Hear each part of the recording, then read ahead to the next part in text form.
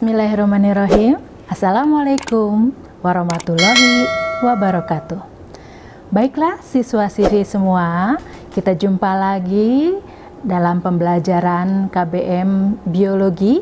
Kali ini kita akan membahas tentang protista yang merupakan kelanjutan materi dari bakteri yang setelah kita bahas sebelumnya ya. Sebelumnya Ibu ingin tanya dulu bagaimana kabar kalian? Ya, mudah-mudahan kalian dalam keadaan sehat dan tetap semangat ya.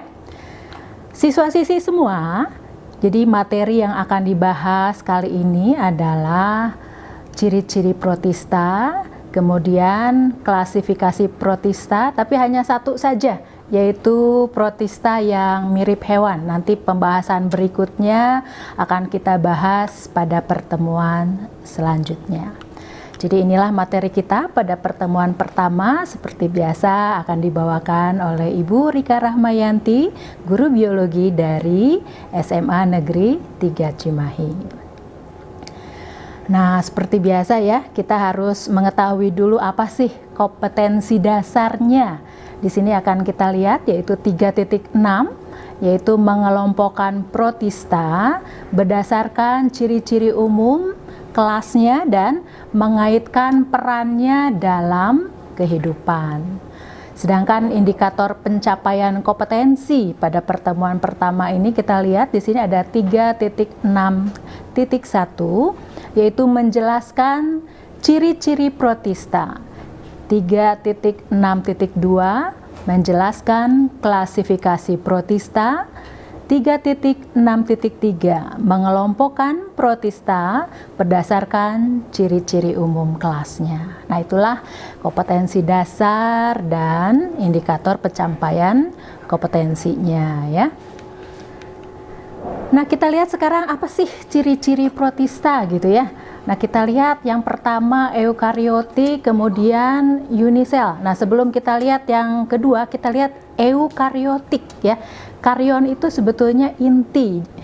Nah, eu itu artinya bagus, jadi intinya bagus, maksudnya inti selnya itu sudah diselubungi oleh selaput. Jadi materi intinya sudah terlindungi. Sedangkan kalau pada virus dan bakteri yang sudah kita pelajari kemarin itu inti selnya belum dilindungi oleh selaput sehingga disebutnya prokaryotik. Nah, yang kalau ini protista sudah eukariotik. Kemudian tadi sudah Ibu sebutkan bentuknya unisel ya. Unisel itu satu sel, tapi ada juga yang multisel atau bersel banyak. Kemudian hidupnya ada yang di air tawar maupun di air laut ya. Hidupnya ada yang soliter. Soliter itu sendiri gitu ya, menyendiri, dan ada yang berkoloni atau berkelompok. Kemudian mempunyai ukuran yang mikroskopis, tapi ada juga yang makroskopis. Jadi ada yang kecil, ada juga yang besar. Nah, tentu saja kalau yang mikroskopis harus dilihat menggunakan mikroskop ya. Sedangkan yang makroskopis itu bisa langsung terlihat tanpa menggunakan mikroskop. Itu nanti kita lihat dipelajari pada protozoa yang mirip tumbuhan, itu ukurannya agak besar-besar gitu ya.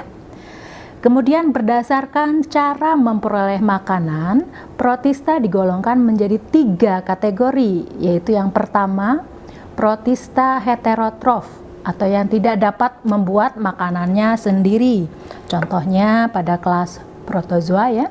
Kemudian protista yang autotrof atau dapat membuat makanannya sendiri, contohnya alga. Kemudian yang ketiga, protista yang mencerna makanan di luar sel atau secara ekstraseluler ya, di luar sel. Contohnya jamur lendir dan jamur air ya. Nah, sekarang kita lihat klasifikasi protista. Berdasarkan ciri dan bentuknya, protista dapat dibedakan menjadi protista yang mirip hewan. Jadi mirip ya, jadi bukan hewan, dia mirip hewan.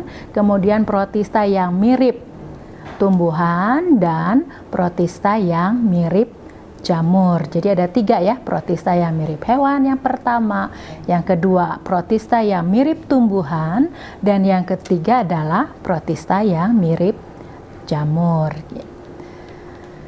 Nah, sekarang kita lihat ya ciri-ciri protista yang mirip hewan pada protozoa ya, yaitu yang pertama ya, unisel, bersel satu. Tadi sudah dikatakan ya unisel, dan ada yang soliter atau menyendiri, tapi ada juga yang berkelompok atau berkoloni. Kemudian heterotrof. Heterotrof itu tadi tidak dapat membuat makanan sendiri, jadi makanannya dibutuhkan dari organisme lainnya ya. Kemudian mikroskopis, jadi kecil ukurannya, itu antara 3 sampai 1000 mikrometer ya. Kalian tahu bahwa 1 mikrometer itu sama dengan 1 kali 10 pangkat 6 meter ya. Kemudian punya alat gerak bervariasi. Nah, jadi pengelompokan protozoa itu nanti akan kita lihat berdasarkan alat geraknya, yaitu yang pertama pseudopodia. Pseudo itu artinya semu, podia itu kaki, jadi memiliki kaki semu. Jadi bentuknya itu berubah-ubah, kadang ada kaki, kadang tidak, sehingga disebutnya semu, jadi tidak kaki sejati gitu ya. Kemudian silia itu rambut-rambut atau benang-benang halus, sedangkan flagellum itu atau flagella itu flagel bulu cambuk ya, jadi agak panjang ukurannya dibandingkan dengan silia. Namun ada juga yang tanpa alat gerak ya. Struktur tubuhnya itu ada membran sel. Kemudian di bagian dalam membran sel itu ada sitoplasma atau cairan di dalam sel. Kemudian ada mitokondria ya, yang untuk respirasi. Kemudian ribosom itu untuk sintesis protein ya. Kemudian lisosom yang mencerna atau menghancurkan sel-sel yang tidak dibutuhkan ya. Kemudian nukleus, inti sel. Kemudian vakuola berdenyut atau vakuola kontraktil. Nanti ada penjelasan berikutnya ya dari bagian-bagian struktur tubuhnya ini ya. Ada vakuola makanan, kemudian ada juga kloroplas, tapi hanya dimiliki oleh flagellata. Jadi dia suatu saat bisa berubah, bisa seperti hewan gitu, bisa juga seperti tumbuhan kalau dia menggunakan kloroplasnya untuk berfotosintesis, begitu ya. Nah, ini kita lihat tadi fungsinya ya. Membran sel itu sebagai pelindung atau pengatur pertukaran makanan dan gas ya. Kemudian ada vakuola makanan. Vakuola makanan ini berfungsi tentu saja untuk mencerna makanan ya.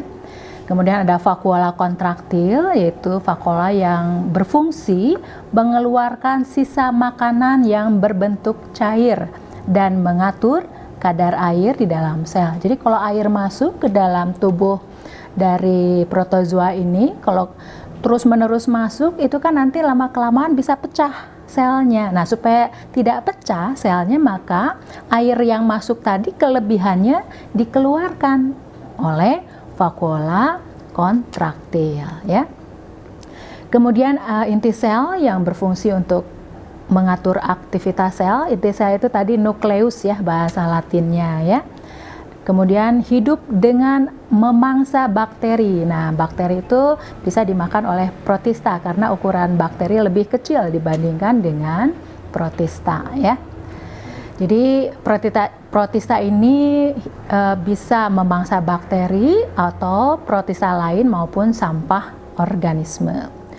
Sebagian besar habitatnya di air tawar atau air laut yang kaya dengan zat organik. Reproduksi aseksual dengan pembelahan biner. Masih ingat kan kemarin waktu pembahasan bakteri sudah kita bahas ya, reproduksi aseksual itu tidak ada perkawinan, jadi tidak ada peleburan antara gamet satu dengan gamet lainnya, atau dalam makhluk hidup yang bersel satu itu tidak ada pertukaran materi inti, jadi pembelahan biner. Masih ingat kan ya, pembelahan biner itu pembelahan yang dari satu sel langsung menjadi 2 sel gitu ya. Kemudian reproduksi seksual yaitu dengan cara penyatuan 2 gamet yang berbeda atau dengan konjugasi penyatuan 2 inti sel vegetatif. Di sini yang ukurannya kecil gitu ya. Jadi seperti kemarin pada bakteri ada istilah konjugasi kan ya. Berikutnya di sini kalau pada protista akan menghasilkan kista. Kista itu yang diselubungi oleh kapsul polisakarida. Ini dibuat jika lingkungannya tidak menguntungkan. Jadi sebagai pertahanan diri ya kista ini. Nah, sekarang kita lihat ya klasifikasi protista yang mirip hewan seperti kita bahas ya bahwa protista ini mirip hewan, berarti bukan hewan sesungguhnya, tidak memiliki ciri-ciri hewan yang mulai dari bertulang belakang atau yang tidak bertulang belakang seperti itu, karena dia ukurannya kecil tadi ya, jadi dipisahkan dari kelompok hewan karena ukurannya sangat kecil, uniseluler gitu ya. Nah, yang pertama kita lihat rhizopoda. Rhizopoda ya, itu contohnya amoeba, kemudian ada Diffuglia ya. Sedangkan yang kedua yaitu Ciliata. Di sini contohnya ada Balantidium dan Stensor ya, bentuknya seperti itu. Kemudian ada Globigerina ya. Kemudian yang ketiga ada Flagellata, itu contohnya Trypanosoma. Kemudian ada Trichomonas ya. Dan yang terakhir ada Sporozoa. Di sini contohnya Plasmodium dan ada Toxoplasma. Ingat ya kalian kalau ada penyakit yang disebabkan Toxoplasma itu ya, misalnya pada kucing itu ya, yang nanti anak yang menderita penyakit ini kepalanya bisa besar itu ya, yang hydrocephalus itu. Nah, sekarang kita bahas dulu satu persatu ya dari 4 contoh tadi. Yang pertama adalah rhizopoda. Ciri-cirinya menggunakan kaki semu. Kaki semu itu tadi pseudopodia atau pseudopoda ya. Kaki poda, pseudo itu semu. Jadi kadang-kadang ada kakinya, kadang-kadang tidak. Gitu. Nanti kita bahas, nanti ada ilustrasinya bagaimana sih terbentuknya pseudopoda itu ya. Nah, pseudopoda itu sebenarnya adalah penjuluran dari sitoplasma atau cairan yang ada di dalam ya. Nah, contohnya amoeba dan foraminifera ya. Sebetulnya amoeba itu ada asal katanya dari kata a, itu tidak. Amoeba itu muboid, bentuk, jadi tidak berbentuk. Jadi maksudnya gimana sih tidak berbentuk? Tidak berbentuk itu bentuknya bisa berubah-ubah tergantung dari perubahan kaki semunya. Nah, itu ada ilustrasi ya di tampilan layar. Ketika ada makanan, maka amoeba bergerak menuju makanan tadi dan dia menjulurkan pseudopodanya, kaki semunya, kemudian dimasukkan makanannya ke dalam selnya sehingga makanan tadi masuk, kemudian dicerna oleh vakuola makanan. Nah, itu ada langkah-langkahnya ya di slide, nanti akan terlihat lebih jelas ya. Kemudian yang kedua yaitu ciliata. Nah, ciri-cirinya menggunakan cilia sebagai alat geraknya. Cilia itu rambut halus, jadi tipis-tipis kecil gitu ya, dari kata cilia tadi, maka namanya adalah ciliata ya. Kemudian dia memiliki 2 nukleus atau inti ya, yaitu makronukleus yang berukuran besar dan mikronukleus yang berukuran kecil intinya ya. Mikronukleus terlihat nanti jelas dalam reproduksi secara seksual. Jadi akan nampak karena ukurannya kecil gitu ya, akan nampak terlihatnya ketika melakukan reproduksi secara seksual. Kemudian yang reproduksi secara aseksual dengan cara pembelahan sel atau pembelahan biner tadi kayak. Jadi dengan pembelahan biner itu yang secara aseksual ya. Sedangkan reproduksi seksualnya yaitu dengan cara konjugasi ya. Jadi karena tidak jelas gitu ya jenis kelaminnya, maka disebutnya konjugasi ya. Nah, ini bentuk gambar dari ciliata, contohnya pada paramecium ya. Nah, ini ketika reproduksinya dilihat gambarnya di situ, ketika yang seksual ya, ada konjugasi, itu harus ada 2 paramecium yang berdekatan kemudian membentuk jembatan gitu ya. Ciri khas dari konjugasi itu ada ada jembatan sehingga nanti terjadi pertukaran inti. Di sini ada pertukaran nukleusnya, materi intinya gitu ya. Jadi sebetulnya mikronukleusnya membelah dulu ya, tadinya 1 menjadi 2 intinya gitu ya, 2 menjadi 4, 4 kemudian menjadi 8 gitu ya. Nanti dari 8 itu ada yang menghilang gitu ya, jadi tinggal 1 mikronukleusnya. Nah, mikronukleus inilah yang akan bertukar antara 1 paramecium dengan paramecium yang lain sehingga terjadilah pertukaran materi inti. Nah, setelah bertukar materi intinya baru terjadilah pembelahan biner seperti pada bakteri pembahasan sebelumnya itu ya. Nah, sekarang yang ketiga nih, yaitu flagellata. Flagellata cirinya menggunakan flagel atau bulu cambuk untuk pergerakannya. Jadi bedanya antara silia dan flagel, kalau silia itu ukurannya kecil, tipis, kalau flagellata itu ukurannya lebih besar dibandingkan dengan silia. Jadi seperti bulu cambuk, kalau kalian melihat ada yang naik delman itu pakai cambuk begitu, jadi panjang begitu ya untuk pergerakannya, tapi cambuknya tidak sebesar kusir delman itu ya, ini kecil saja karena ukurannya tadi kan uniseluler gitu ya, tapi dibandingkan dengan silia, flagellata itu flagel lebih panjang atau lebih besar ukurannya ya. Nah, di sini flagellata ada yang parasit atau yang merugikan ya, ada juga yang non parasit atau tidak merugikan. Nah, contohnya misalnya Trypanosoma brucei ya, kemudian ada Trichomonas vaginalis ya, ini yang merugikan ya, dapat menimbulkan penyakit pada alat kelamin ya.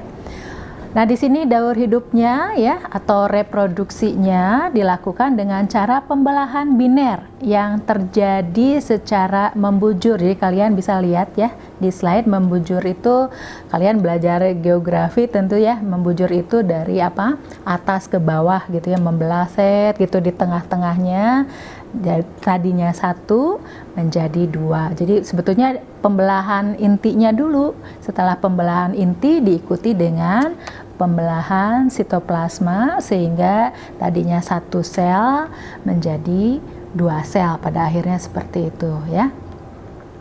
Nah, sekarang kita bahas yang keempat, yaitu sporozoa. Ciri-cirinya tidak memiliki alat gerak. Kalau yang tadi kan yang 3 kelas itu punya alat gerak ya.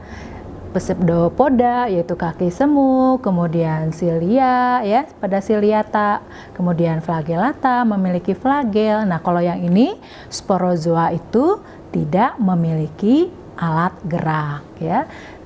Nah, ini pada sporozoa ini merupakan protozoa parasit yang merugikan ya, dan memiliki siklus hidup yang kompleks dengan inang lebih dari 1. Jadi perantaranya itu bisa lebih dari 1. Misalnya malaria ya, itu perantaranya nyamuk dan nanti baru berpindah ke manusia ya. Nah, kita lihat sekarang struktur tubuh Plasmodium malaria ya.